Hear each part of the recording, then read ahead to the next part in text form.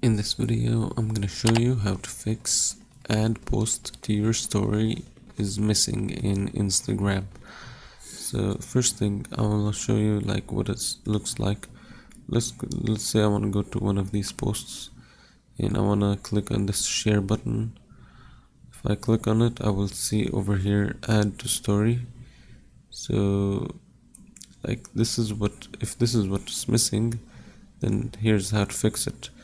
So it's likely because Instagram has updated and you need to update Instagram.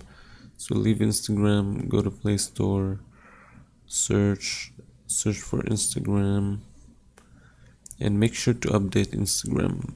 So if it says update, make sure to update it, and this should fix your issue.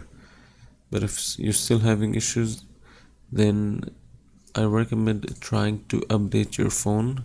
So if you go to the phone settings, scroll down, click on systems, software update, check if your phone software needs updating.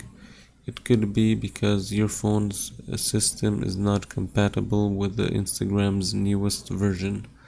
So after you update, check if this works. If this issue still exists, then your last option is to try uninstalling and reinstalling Instagram, and hopefully this should fix your issue. And that's it. Make sure to leave a like and subscribe.